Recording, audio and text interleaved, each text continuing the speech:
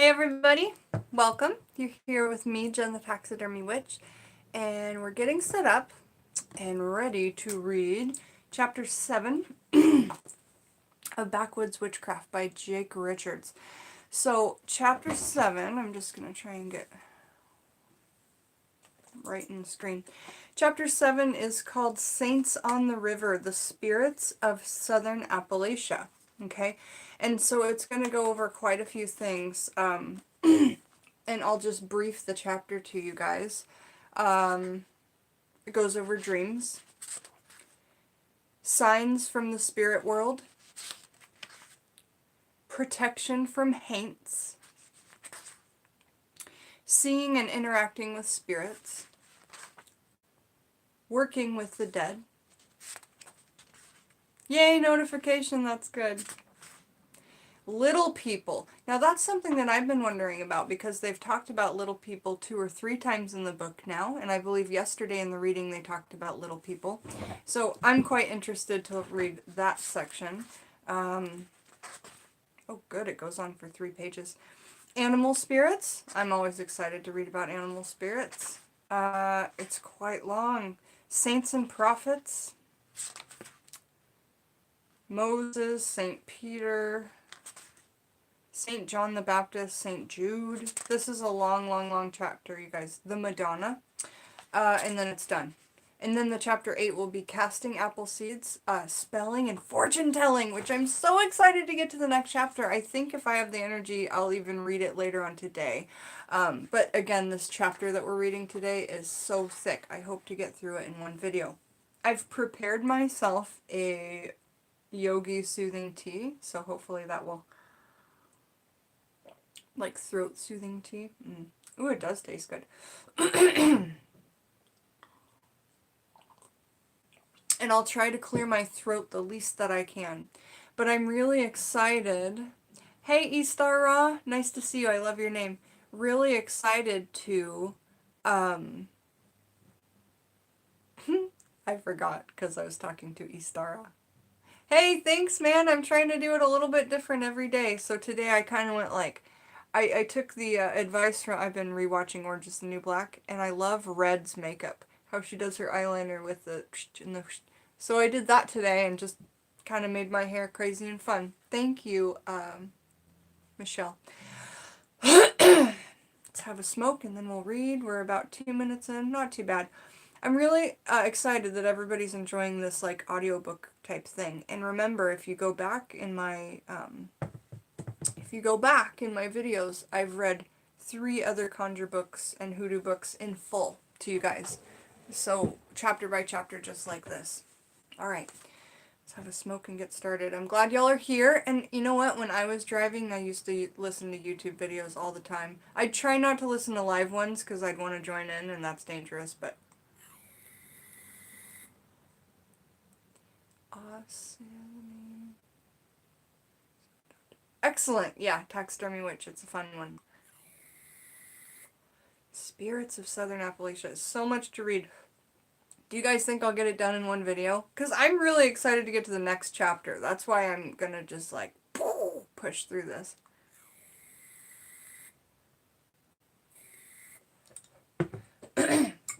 Okay. Oh, let's light a candle.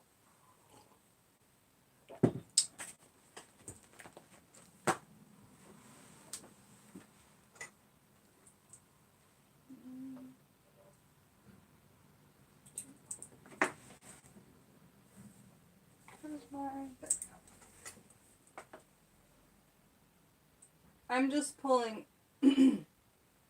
my altar light out. Come on. To light this candle. Because I like to light a candle when I read for myself and for you guys.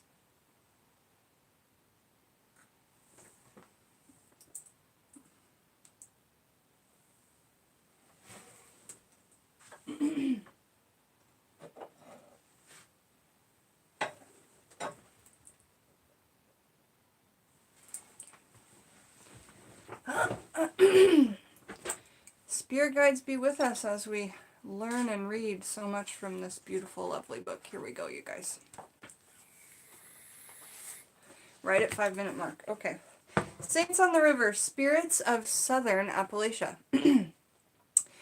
There's a bit more to spirit lore than all the ghost stories. There are real spirits in these hills whose voices are heard from the graveyards and pews, and whose apparitions are multiple. From white bags of cotton tied to a bridge of floating lights wandering the forests at night, there are spirits that are good and helpful, spirits that frighten us with warnings, I get a lot of those, and still others yonder. The ones that come for you and everything you've got, sent by another or the devil himself. We test those malignant spirits by our faith, and we discern their intentions by the way our hair stands on end and the way our gut tells us to react. Many of the southern doctors of these hills conversed with and received aid from unseen friends. As a people who have been isolated in these dark hills, we've learned the noises that go bump in the night and the difference between real voices and those transversing worlds, nameless or not. His writing is beautiful. The ghosts of folkloric witches and conjurers peer through local stories and memories, hiding behind the hills and cliffs of Appalachia. The good neighbors, spirits who continue their shenanigans when the church bells aren't ringing. There are stories of giant bees, huge magic snakes that lurk beneath the pools of water, and an unseen giant hunter named Tasu Kalu, literally meaning slanted eyes, who stalks the cliffs of the Blue Ridge Mountains. Some of these we will meet here. The Granny Witches primarily worked with God, as did the doctors of the Cherokee, Delaware, and Choctaw. God is always called upon in the most tender ways in prayers for healing, often called Papa or Daddy, as my Aunt Marie called him. God is a protector. He brings justice and comfort, and the God on the mountain is the same in the valley. To quote an old hymn, he is thought of as the first conjurer, creating the world in 6 days. The belief and the stories are these spirit folk are as varied in creed and belief as the folks who tell and talk about them. We apply scripture in the works here. We test to see if they are of God. Whether good folk, angels, saints, or ghosts, most of us believe they are, as everything else in creation is under God. By historical and oral accounts, only a handful of these spirits have been recorded and identified in the practice of the Appalachian doctor. Many times, no singular spirit is spoken to, but instead a multiple is addressed. Spiritual occurrences during this work have also been recorded, from foggy morning mists taking the shape of unseen guests to invitable presences toking on a lot of a tobacco pipe. Likewise, patterns occur throughout these tales, especially with the class of spirits we call haints. These varied spirits are called many names such as spooks, hoodoos, boogers, mares, and angels. Growing up, Nana spoke often of angels flying over you when your hair stood on end, like on your... Those little muscles that stick your hair up are called erector pili, for those of you who are anatomy junkies. Or we hairs stand up on end. Da, da, da, da.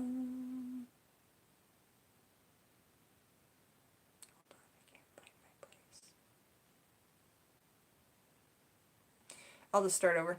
Growing up, Nana spoke often of angels flying over you when your hair stood on end, and said that a tree grows in a place where angels have trod. She spoke of elves who stole things and replaced them in odder places. When we dream of past loved ones, we know they are truly visits. But if we dream of a birth or of someone being dead, it's an omen of death. There's a lot of trust placed in the unseen guests who come in the name of God to help or warn. We will meet some of them here, but first we need to know how to speak to them. So I feel like Can you guys see me well and hear me well and there's no buffering? Hello everybody! Sorry I can't talk during the book too much. I'm just trying to do the reading. Do the reading, Jennifer. Where are we at? Now we're on the section called Dreams. To dream of the dead isn't always a good thing. Let it alone if the person you see is currently alive. So if you dream of your mom and she's still alive.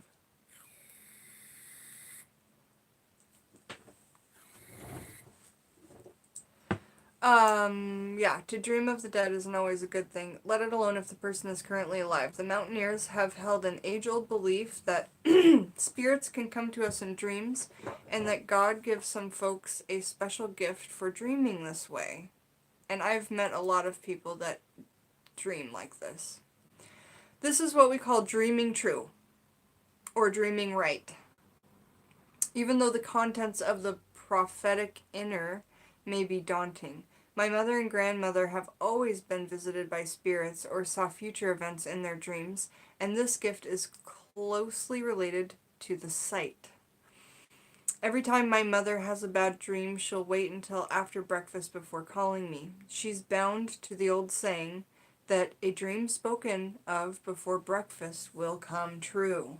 We don't chance it, especially with bad dreams. This gift is held by many people, including those outside Appalachia, but it cannot be controlled at will. I have only dreamed true a couple of times. I've tried everything from meditation to lucid dreaming to try to dream true at will, or just peer beyond it a little bit until I realized it's not by my hand, but by that of the spirits who bring the message. And that's what you guys really need to remember. And I always have a highlighter with my book. That's a big, like, Book of Shadows note right there, that whole chapter where he says, I've only dreamed true a couple times. I tried to do it at will with lucid dreaming and whatnot, but it's really, and I feel that too, it's really up to the spirits when those dreams come. You know, when there's a message for you, that's a good way to transmit that message. Is that a good way to say it?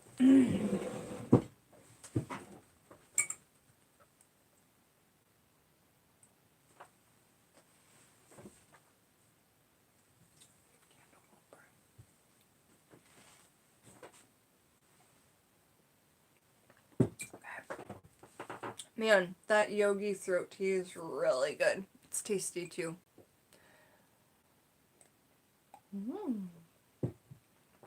Alright guys, so now what do we have?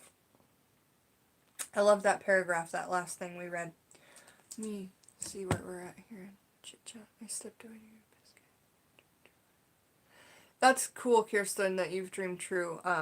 Like I say, it's happened a couple of times, but I feel like it's very similar to what this guy is saying here. Jake Richards. There are a few common beliefs in Appalachia about your dreams held by normal folk. To dream of a birth or a wedding is a sign of a death. Likewise, a dream of a death is a sign of a birth. To see a living person dead entails a death omen above their head. If you see someone who has already passed, they may be giving you a sign of how they are. If they're running around aimlessly, either their spirit is not at peace or they're in hell, according to Nana, his Nana. But to see them calm, they are at peace. Pay attention to your dreams. Dreaming true isn't composed of symbolic meanings. What happens in the dream will happen. There you go. Dreaming true is not composed of symbolic meanings. What happens in the dream will happen in real life. So if a deceased relative tells you that Johnny is in danger, then he is in danger, like in the dream, yeah? Dreams are straightforward messages from God and spirits, so just straightforward. Highlighter queen, yeah. Dreams are straightforward messages from God and the spirits. Symbolic dreams don't necessarily give specifics like that, but a true dream can be embedded in a regular dream. It takes years of heeding them to be able to tell the difference. However, aside from dreams, spirits can make their presence known in the most mundane of ways. And so the next section here is called Signs from the Spirit World. I like the way that he lays out this book.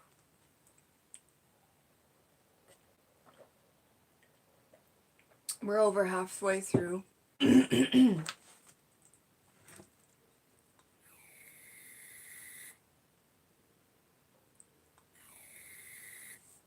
here we go. Signs from the Spirit World. A few weeks after my pawpaw trivet passed away, we began to find small white feathers everywhere. In the strangest places, they would be found or they would simply float down out of nowhere. We'd find feathers in the food cabinets, in pots, and stored in the stove, in the fridge, or we'd be sitting in the living room and they'd fall from the ceiling. We spent weeks trying to find where they were coming from. Only problem was we didn't know anything stuffed with feathers.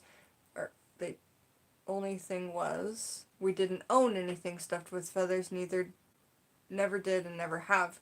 The feathers were often paired with the smell of Papa's Old Spice cologne. My grandparents' anniversary, my grandmother was heading to the store and found pennies laid out in a line, going from the front door of the house to the driver's side of the car. She still has those pennies today. That's trippy. That would be so amazing if that happened to you, I think.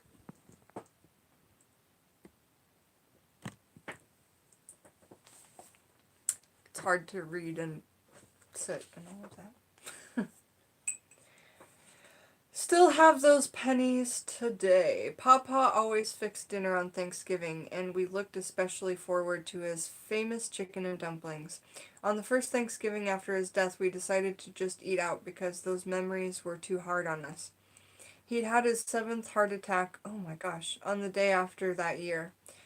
When we decided to eat out, the cabinet door in the kitchen continuously opened and slammed shut for days afterward. He must have been mad that no one made his dumpling and the family didn't congregate at the table. Congregated at the table. So we decided to cook the following year. As we were all sitting around the small wood leaf table in the kitchen, we noticed that a Luna moth had landed on the outer screen of the back door. "I'm glad you could make it, Daddy," Mama said. The Luna moth is a fascinating creature of the Appalachian hills. Growing up, we were taught never to disturb them or to catch them or it would bring bad luck.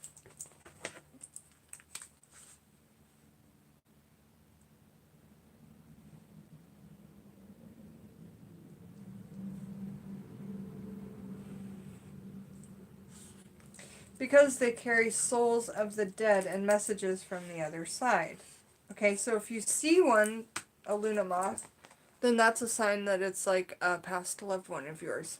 During their lifespan, they go through a handful of stages before reaching adulthood. When they become adults and emerge from their wraps and changed culture, they no longer have mouths. You read that right. In the last days of their life, they no longer partake of the food of the living. The mountaineers would have had no knowledge of this, nor of the occult symbolism offered in the biological fact. Their last sole purpose during this stage is to reproduce. With no mouth. That's crazy. The mountaineers simply held to the old tradition that they were associated with ghosts of the dead. In fact, in itself, it's amazing to me. Dogs also play an important role in Appalachian folklore. Strange dogs, like a dog that you don't know that just comes around, strange dogs bring messages from the dead, mostly in regards to danger or ill coming to the home.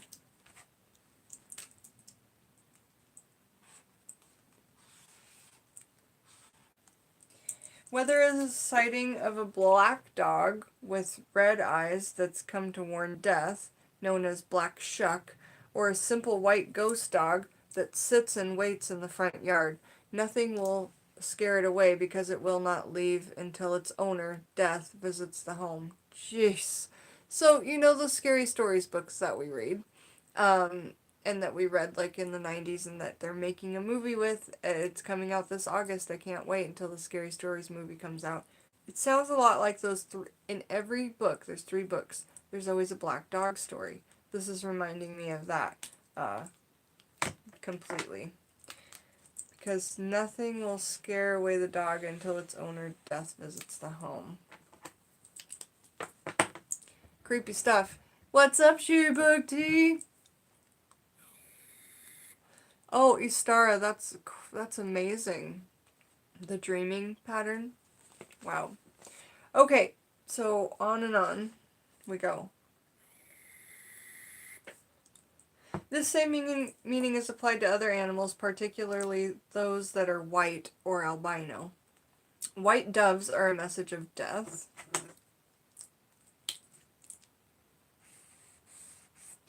And if you've lived in the mountains all your life, I presume you've heard of the witching deer.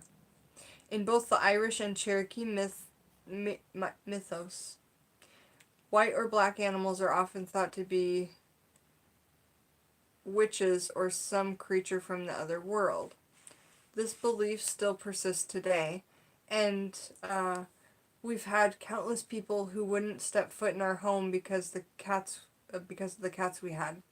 The belief these animals were witches may have been the reason of their furs, bones, or guts were used for various purposes, such as the rabbit's foot for good luck or the black cat's blood for healing rashes. There we go.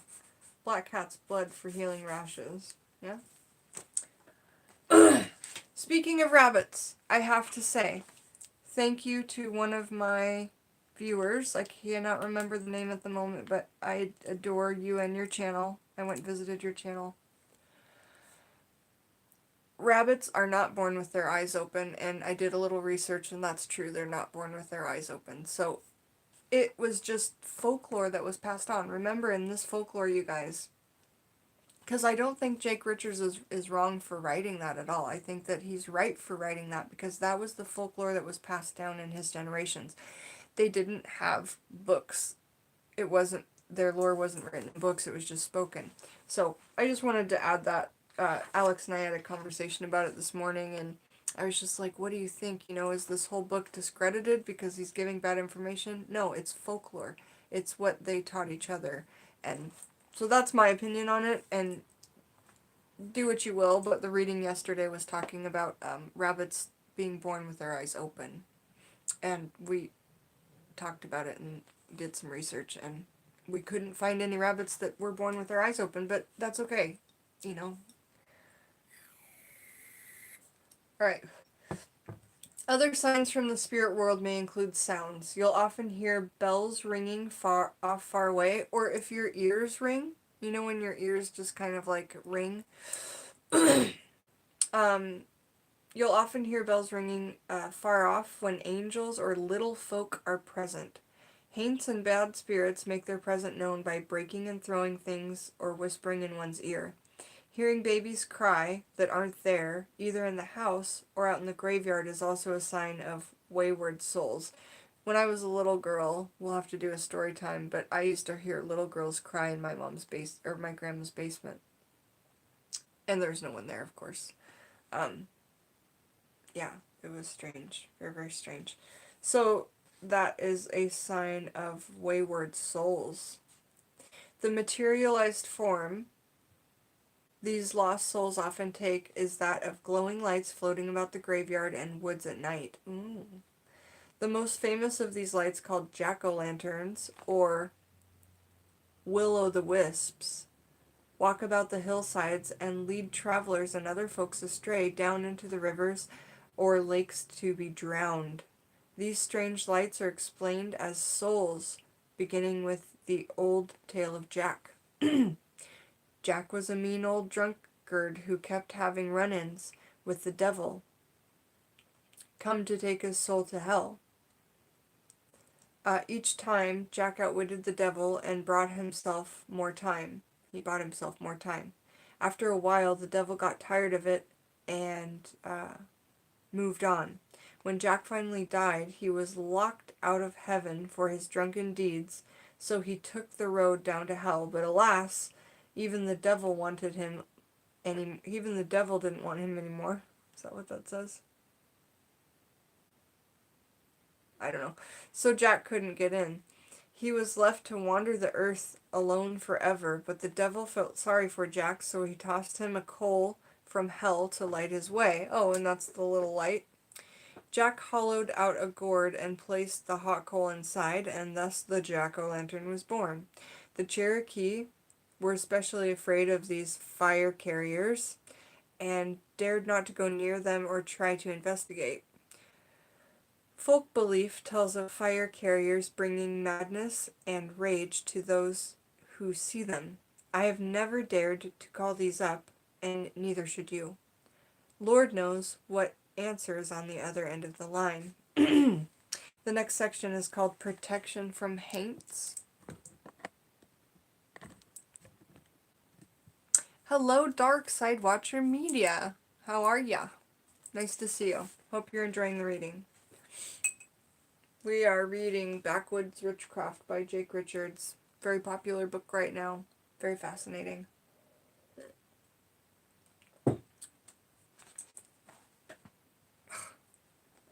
Do you hear my back go?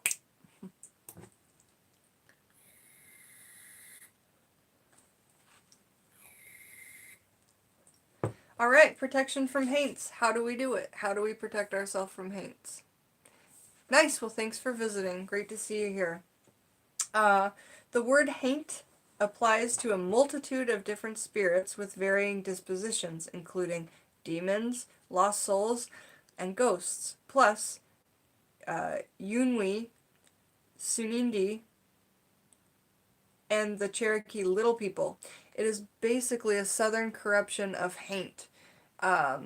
Many devices and taboos are developed against their intrusion into our homes, dreams, and live in a negative way. Iron has historically been a universal method of protecting against a massive number of things. Okay, so iron protection. From dis-ease and evil spirits to bad tempers and the evil eye. Because of this, many charms and tricks have developed on either side of the pond to modern times. To keep one's livestock from being shot by the magic of little folk or witches, you would use slack water, which is the water used by a blacksmith to cool the iron. That's freaking awesome! I want some slack water. If anybody out there is a blacksmith, I would do some awesome trades for some slack water. That sounds amazing as I collect all kinds of waters, and I would love to do some intuitive workings with slack water. Alright, here we go. Where's slack water? Add this water to the water holes or buckets the animals drink out of, or pour it out over their backs while saying the Lord's Prayer. To avert the evil eye or any other enchantments being placed on a newborn, a 9-inch nail was driven into one of the posts or legs of the crib. Local lore prescribes you to touch something made of iron after someone compliments you, or you'll suspect ill intent in their words. So I think that's a way to get the evil eye off of you, okay? So check this out. Iron. I mean, my mom, we have pieces of iron. You could attach it to like one of these chickens that I make, and I attach my Patreon and my Etsy in the description. But I make these chickens' feet, and sometimes you can hang them in your car, or you could just be a rock star and like wear it with your blue hair and put it on a necklace. Maybe I'll do that for my next video. I want to make them into like little hair brooches, or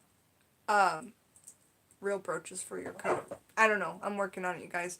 But the book is saying when somebody gives you a compliment, maybe we have a little piece of metal wrapped around this or a little piece of iron hanging on it. When somebody gives you a compliment, you can just hold that and say thank you. And it just reflects that. A compliment, I mean, we love compliments, right? They're nice, but at the same time, it is that vibration of the evil eye, you know, because it's a bit of jealousy, like, oh, you have that and I don't.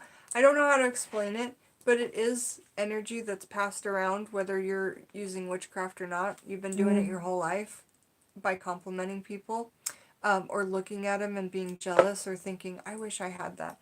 And, you know, that's something I've been trying to get over for a long time. It's leaking again. Alright, moving along. So if someone gives you a compliment, local lore prescribes you to touch something made of iron after someone compliments you, or you suspect ill intent in their words. Okay. As I mentioned previously, a horseshoe wrapped in tin foil and hung on the door will keep away conjurings, witches, and haints. Another remedy for haunting with the horseshoe was to place it in the fireplace and throw a handful of salt over it. As long as the horseshoe remains warm, no evil can enter the home. Charms that may be carried to guard against haints and evil spirits include a bag of new salt hung over the neck, an iron nail in the pocket, a toby containing mistletoe, tobacco, and lichen or moss from the east side of an oak tree, and a rabbit's foot. You could even just keep your pockets turned inside out. To keep the dead out of your dreams, hang coral on the bedpost. So I've got a chunk of coral, and you could just hang it on the bedpost, or I actually put a witch's ladder, let me show this to you, up above my bed that holds all the things I need for my dreaming and such, and I keep it on that stag. And so I could hang a piece of coral on it if I had somebody who was visiting me in my dreams that was past that I didn't really care to be there. So that would be an easy thing to add to my witch's ladder, or make another one for the other side of the horn on that stag. But I do ask the spirit of that animal to keep me safe at night and to keep me protected. And I've just been in love with the stag for a long time. Actually have some for sale in my Etsy shop. It's in the description below there. Anyhow, moving along. As I mentioned previously, we said that. To keep the dead out of your dreams, hang coral on the bedpost. Some old-timers in Tennessee, Virginia, North Carolina, and others recommend tossing a few handfuls of salt and mustard seed on the doorstep at night, based on the premise that haints and evil spirits cannot enter until they've counted each grain in every seed, by which time the sun will be up and it'll be too late for them to pester you. That is freaking cool. So I have mustard seed right over here, and salt, that's easy. That's so awesome, because they would have to count each grain of salt and all the mustard seeds. The mustard seeds would be easy. They're not actually the smallest seed. The Bible is incorrect on that one. I don't know what else to say about that, but mustard is not the smallest seed. Yeah, so they'd have to count it, and then the sun would be up, and then they can't pester you. That was weird. Never mind. The scattering and counting belief is rampant throughout Europe and the Americas. Other forms of this are to keep a Bible by the front door, so the spirits will have to count every letter on every page, or hang a sieve on the outside of the door, so they'll have to count every hole in the mesh. This may seem a bit wacky to have a kitchen utensil hung there, but really, who isn't strange in the hills? And I've seen pictures of houses with, like, they're like hill people, and they have all these things hanging outside of their door, all these kinds of things. Hey Logan, how are you? So good to see you here. Like kitchen utensils and stuff. Now I know why. Hey, By Ember's Light is here. Fantastic. So glad you're here to join with us. That's great, everybody. So yeah, very funny that they're just hanging that stuff outside. Who isn't strange in the hills? You guys have seen my house.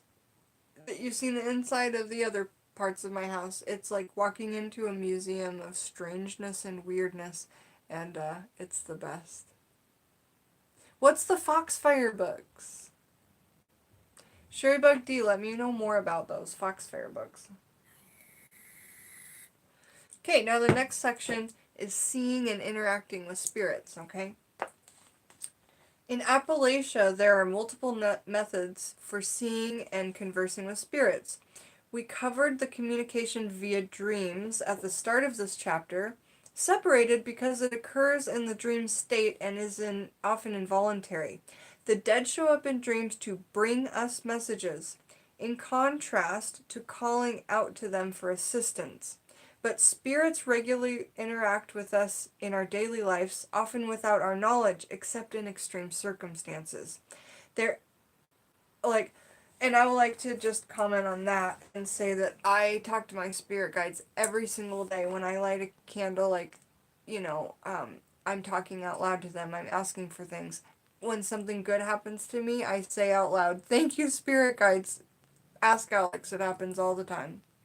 I'm not afraid to say that in the middle of anywhere that I'm completely like, my spirit guides are with me all the time, and I ask them to be, I'm probably a burden. I want them to be protecting me all of the time, especially for the life that I'm about to lead. So I just would like to say that. I give gratitude to them all the time in my head, but out loud a lot too, in front of other people. And I think when you do it in front of other people, it might be like kind to them because you're acknowledging that they're there, even though it makes you look a bit mad, perhaps. Fuck those people. Fuck those people that don't believe what we're doing, Just let them do their own thing. We try. We try to open their, awaken, Doesn't always work. Appalacian, multiple methods, we read that. There have been many occasions when my mother or me have had close calls while driving because we've seen in the rearview mirror my pawpaw sitting in the back seat. Raise your hand in comments if you've seen someone in your back seat just at a glance, and maybe somebody that's passed away that you know. It's definitely something I think I've seen. And yes, we're all mad here. I'm saving up for a beaver top hat, like a real authentic Victorian big beaver top hat that I want to wear all the time with my dreads. So should I start a GoFundMe? They're about $110. I don't know. But I would really like to wear a big old top hat in my videos. Beaver, though, because I'm the taxidermy witch, yeah. Christmas is around the corner! Woohoo! Your sister has seen your deceased granddad. Yep. And, what are they trying to say? Just ask yourself, feel it out. Sorry, my back's not doing good. It's kind of all over the place. Hey, I love my Danes. How are you, my friend? We're reading this chapter about seeing and interacting with spirits from Backwoods Witchcraft. It's fantastic. We're more than halfway through the book now.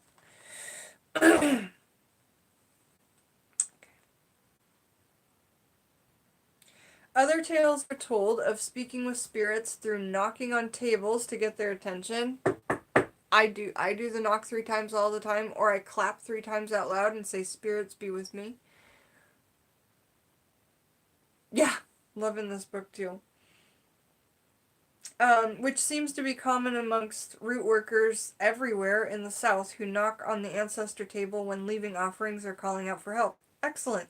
So I think I picked that up from hoodoo when I was learning more hoodoo. And that's different, than the Appalachian folk. It can be in the same category, but it is a different section, They're using the Bible differently.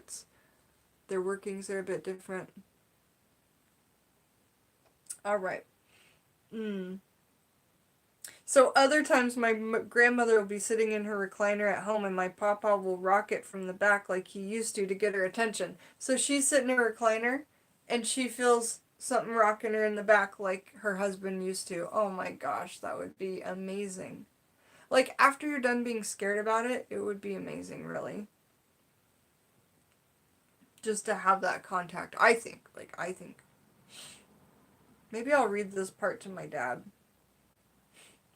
Other tales are told of speaking with spirits through... Oh, we already did that. Those with the sight are best able to communicate with spirits. Sight is separate from regular psychic abilities and exclusively given by God at birth. So it's not something that you can work on to attain. It's just something that you either have or you don't. But maybe you have it and you don't know it. So figure that out, right?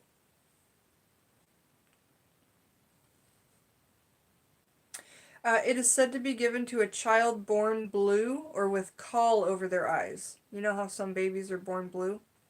Although some regions of Appalachia hold a superstition that being born via C-section or at night, and specifically at midnight, can enable you to see spirits as well. Damn, that's awesome.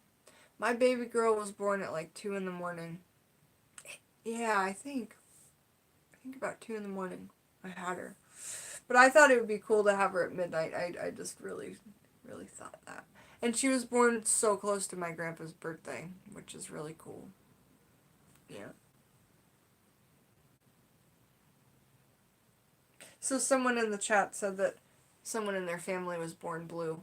And I just, that's a really freaky thing when it's happening, but, after you're okay and everything, then you have the sight. And if you know anyone that's born blue, tell them they might have the sight.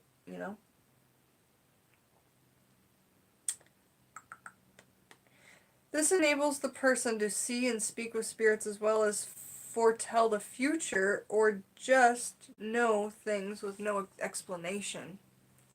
So that would be clairvoyance, right? Just the knowing, clairvoyance.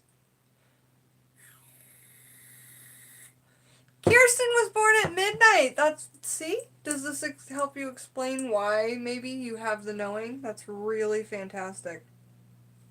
So thankful for the people that are here and chatting because we're all interacting with this book and it makes it very, very exciting. To me, anyway. To me.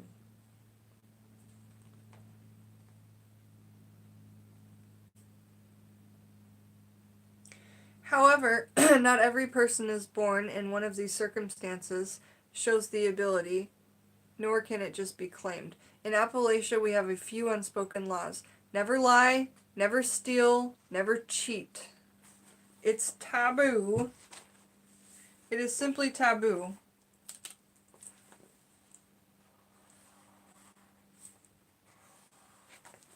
And anyone known to do these things will from then on be seen as a flawed in character. When it comes to these gifts, I've never heard of one person claiming that they had it. It was always said of them by other people. That's funny because, that's kind of how a lot of artists feel, or I feel personally. I've talked to a lot of artists. They don't even want to call themselves artists. They're just I don't know, I create things and then I sell them. But I'm not an artist. And it's because they're thinking Van Gogh, Dali, Picasso, all this shit. You don't have to be Picasso to be an artist. I believe that everyone, even the people that go, no, I'm good with numbers, I don't know art, if they just dug a little bit and tried and played with things, I think you could really find your art. And right now I'm totally enjoying being a starving artist, by the way. It's enriching my life, and I can't really explain that, but it is very much enriching my life, and I'm loving what I'm doing. And my spirit guides are happy with what I'm doing. Yeah, I'm not meant to go be a waitress. I'm meant to help people.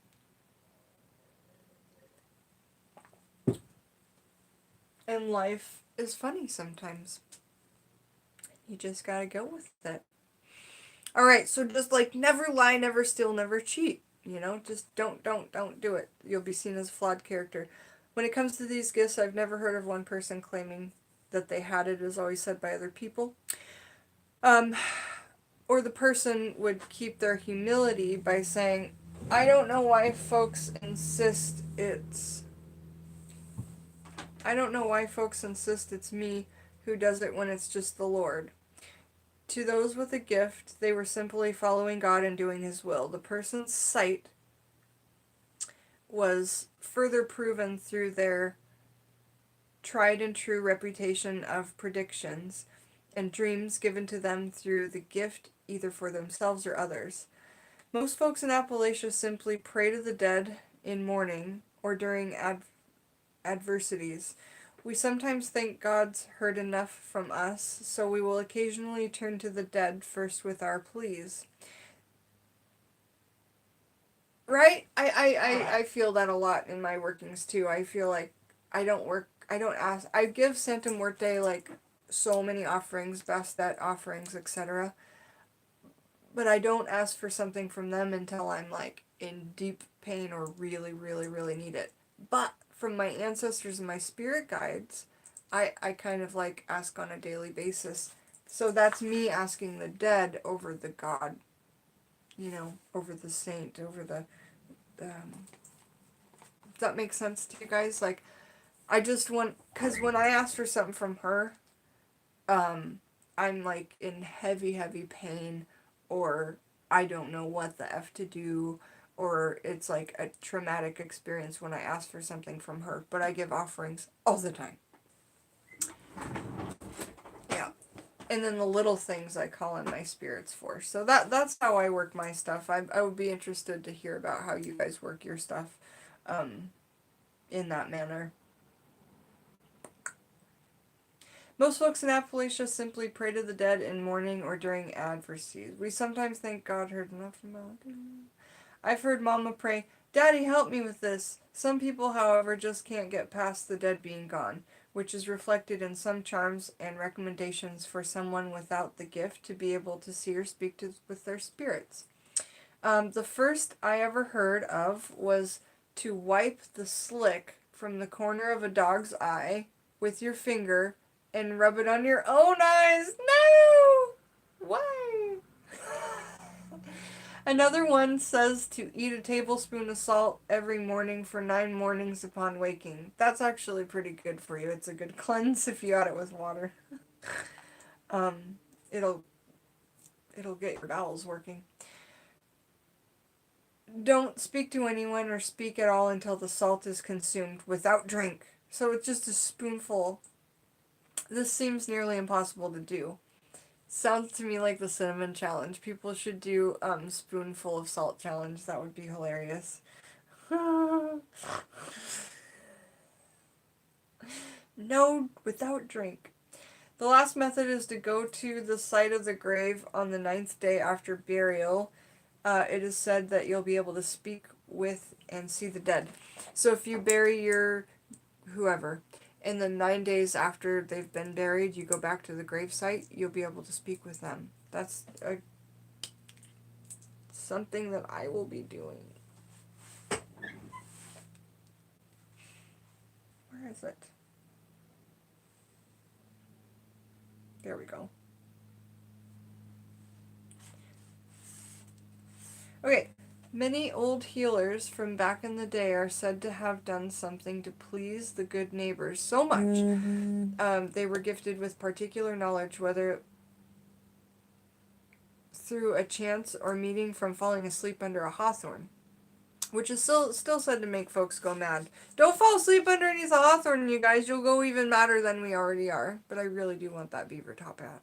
I think it'll just really make everything pull together. Which is still said to make folks go mad. Others are said to have walked backward 3 times around a graveyard while saying the Lord's Prayer. Afterward, they just knew what to do. The crossroads is also an important place for spirit work in Appalachia. Not only does it symbolize the cross, but it also brings together the corners of the earth. Cross streams are sometimes used as well.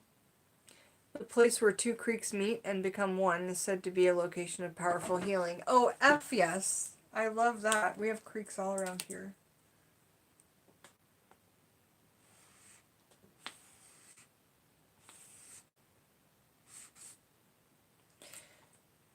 Okay.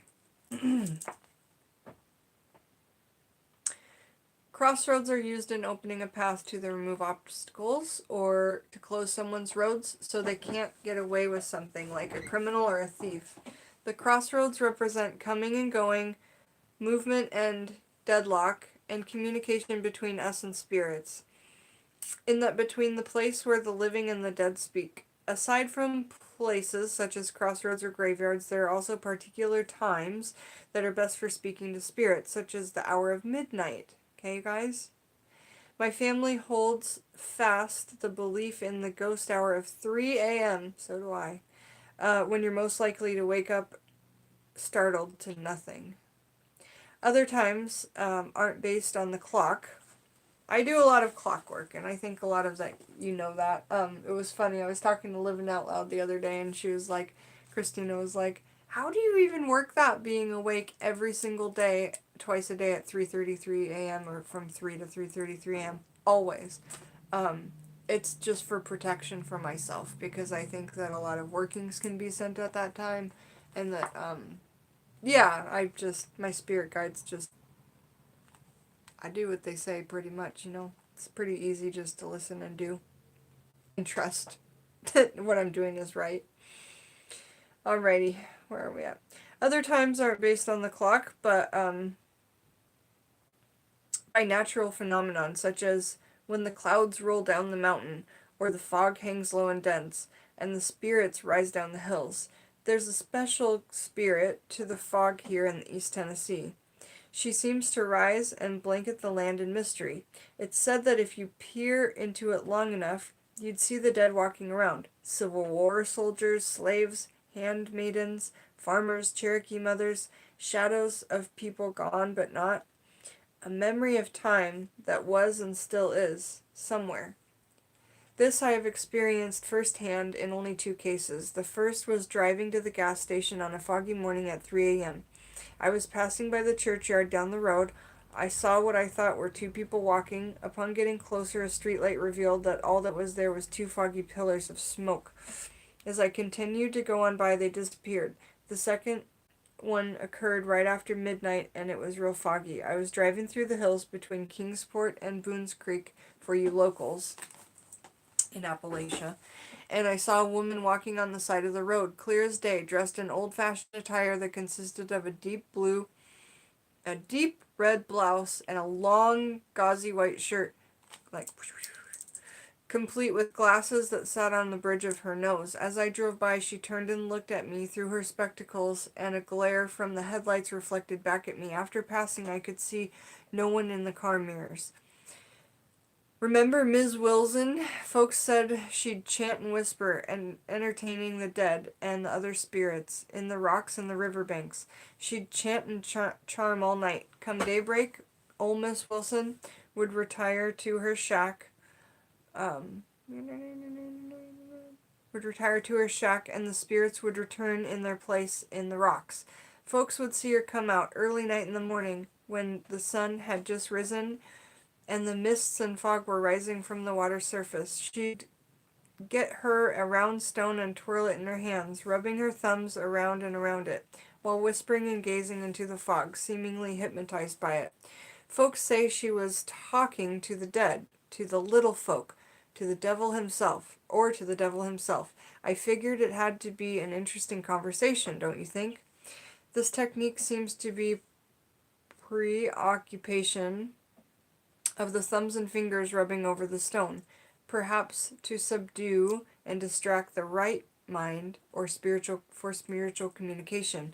I've tried my hand at it before, and my stone still, as far as I can gather, it helps ease you into another space.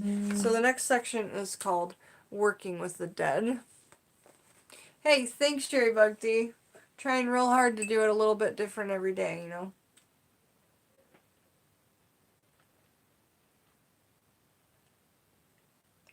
This tea is great. It's helping. It's helping my reading kind of flow quicker. It's making me not clear my throat as much, which is great. But I will eventually have to make another tea and use the loo. How many pages do we have left? Not that I don't like you guys, but geez. Oh no, we'll try and get through it all. We'll try. We're right here, almost at an hour, 53 minutes.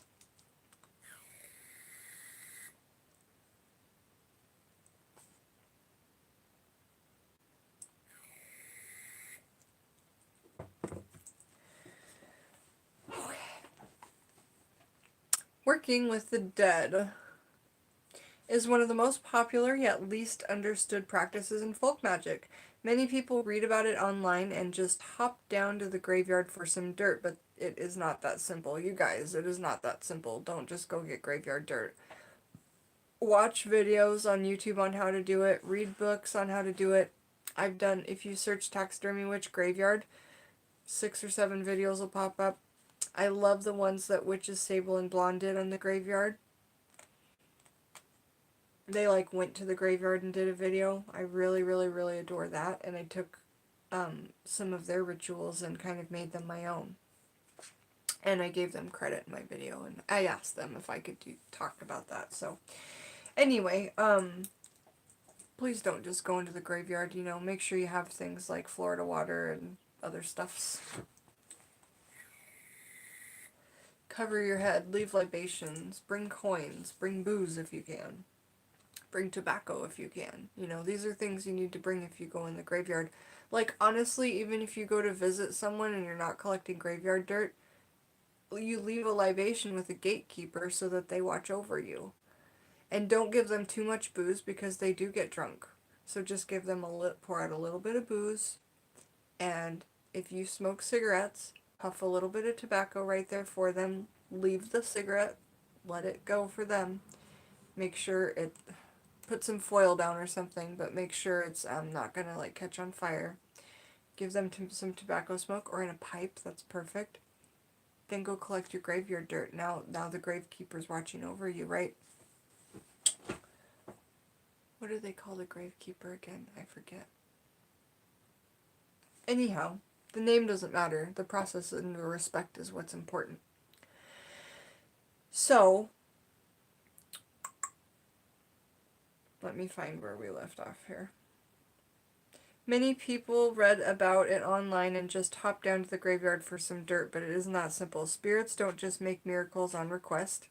They'll do favors and offer services in exchange for something, usually pennies or other coins, jars of moonshine, cigarettes, food, and perfume left on the grave. If you go to a child's grave, leave little toys, little dice, little trinkets, little, you know, stuff for them to play with. Little action figures or something, little tiny ones. When I am buying dirt from a grave, I will simply tell the spirit, I am stealing nothing, because I'm leaving this here in its place. Or, I'm buying some of your dirt here for such and such reason, and for such and such offering. Graveyards are the focus of all kinds of weird tales, and they have become a place of importance in the making of many formulas of protection, luck, love, healing, and cursing. Some recipes call for dirt from the grave of a police officer or a doctor, or for varied reasons. And in my graveyard video where I go to the graveyard and I walk through the graves and I talk about them, I have graveyard dirt from a Civil War, civil rights activist. It was a black civil rights activist, and it was he passed away in 18 something. And so I gave him loads of offerings before I ever took any dirt. You know, when I sat with him, I washed his grave. I give so much respect before I ever took any of his dirt, you know.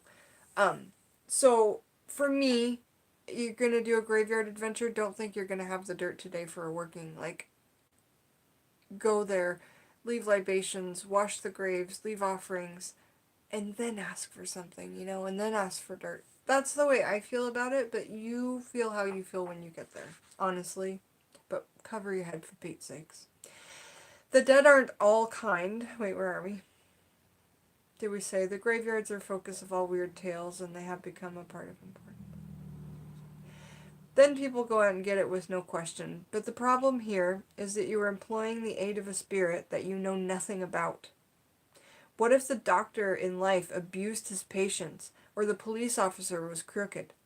Not everything can be found in a Google search or a book, not even here. Usually folks were buried in a family hilltop cemetery, so family stories have information about who did what as a profession. Whether they were a miner, a shoemaker, a sheriff, a doctor, folks knew everybody in town back then as well. It's not like this anymore, so you need to be careful who you approach in the graveyard. The dead aren't all kind, and there are more secrets in each grave than you'll ever know. And that's a huge, like, deep thought right there. That there are more secrets in each grave than you'll never know. You heard the phrase, take your secrets to the grave? There you go. Yes, another good reason to thrift. Look for offerings. Go to the little children's toy sections. Hey, Luna Nightshade. How are you, hun? So good to see you. But yeah, thrift the children's sections and then go home, cleanse it with Florida water, make it your own. Tell the toy and your spirit guides, hey, I'm blessing this for a little child's grave. And I have these, yeah, I talked about it in the graveyard video, but these little kids that I work with in the graveyard, and I love to go there and play with them. I just roll dice around and I talk to them, and sometimes I spray perfume I make with essential oils in the air and I let the girls smell them. I don't know. I just pretend like they're really there, and I honor their spirits in that way. And I can't wait till Violet gets here and I can take her to my cemetery to meet my graves, you know?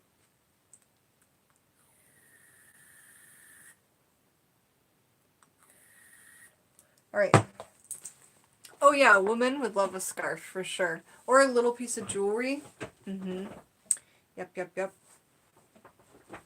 But you'll feel the vibes of the people, or you can just honestly, like, if you are in a tiny town and you just move there and you don't know much about it, you can go to, like, the local little store where all the old people hang out, and you can ask about people in the cemetery. You know, you can say, oh, did you know so-and-so? And they'll be like, oh, I'll tell you about so-and-so, yeah. And we have one of these, like, little tiny seaside towns around where I live, which is really cool. Yeah, and you just go in that store, and it's just old people gossiping about, like, things that happened 60, 70 years ago. Okay? So chances are that they'll know somebody that you're going to the grave that's at the teeny tiny cemetery right up the hill from the little store where they're just sitting there drinking coffee all day. Okay. Moving along.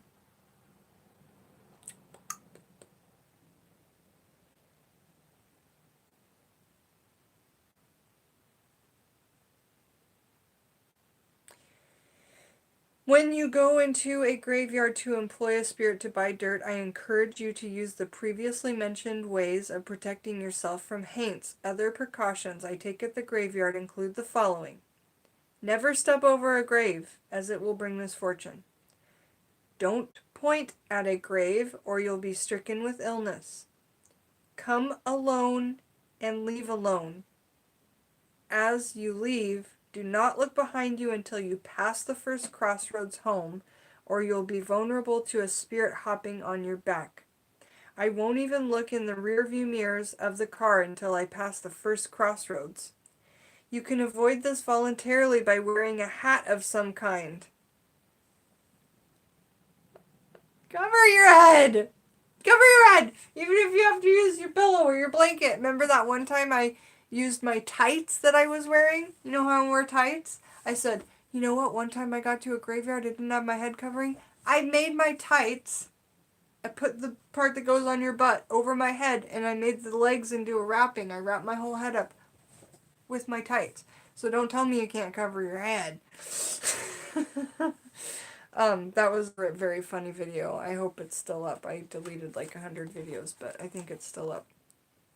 Yeah, almost 900 videos, you guys, and the channel birthday is this Friday. I hope to see you there. It's going to be so much fun. Kirsten, are you coming on Friday? Are you going to come to my party?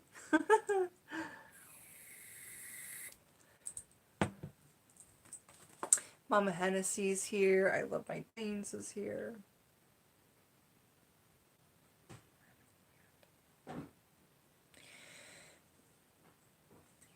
If you're still wondering about being stricken with illness, it does happen. Half the time, weird illnesses can be caused unconsciously from the lingering ghosts of relatives pining for their family, and it will especially affect a person they were particularly close to.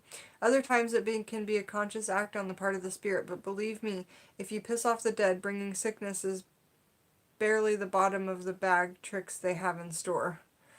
And I want to say this, there is a movie made about a guy who's buried in the cemetery I go to, the little tiny local cemetery I took you guys to into a video. And his name is... Hold on a minute. I gotta think of the name of the movie because that's his name. Just Melvin, Just Evil. His name was Melvin Just. And I put in the description of my video, my cemetery video, the movie about him and what he did to his family. And he is like worse than a serial killer because of what he did to his family. And because I think that people that stay living and are traumatized for 40 years is worse than killing someone. You know, if it was me, I would rather pass away than suffer 40 years of abuse. And he abused everyone in his family, and it was so horrible. So I talked about being careful around those types of graves, and the energy that was there just made me start bawling. Like it was his grave, and then a bunch of people that were in the movie and that were abused were right next to him, and there were all these like rubber duckies and flowers on his grave that were like new, and it was so strange because some of the people that he abused are still alive, and they're in my town, and they're going to visit him. It's nuts to think about that. My spirit guides want me to stop talking about that. Okay. The movie's called Just Melvin, Just Evil, and it's on YouTube. Okay. I stopped. Where are we? I can't get through this whole chapter, you guys. I gotta take a break. So let's finish up this section, and then we're gonna come back and talk about little people, which I've been waiting so long is to talk about little people. But I do need to take a break. This chapter is flippin' gigantic. So we'll finish this up.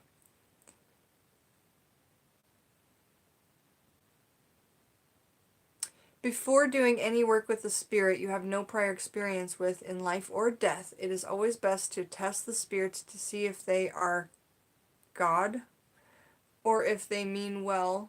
I think he meant to say good. Or if they mean well and can be trusted. Remember that even the devil can recite scripture. Always trust your gut. Always, you guys, always trust your gut. Say a prayer asking God to give you the spiritual power of discernment to see the spirits mean well. Uneasy feelings like knots in the pit of your stomach, guts of warm air, chills and wind blowing from the north are signs you need to hightail out of there. Now, that's not to say we never work with bad haints. It's just not recommended for those who aren't trained to do so, as the spirits of thieves and criminals can go rogue.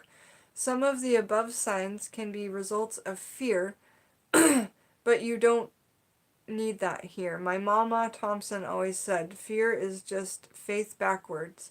It means you're looking in the wrong direction instead of trusting the Creator and your ancestors. I don't believe wiser words have ever been spoken in these hills. Some of the old formulas recommending gathering dirt from the graves of certain people, mostly based on profession, habit, and cause of death, a man who was a drunkard, a sinner, an unbaptized child, and sometimes someone who died badly are the most frequent targets. But for now, I recommend you stick with the folks you knew in life. Really try and go get graveyard dirts from people that you personally knew in life.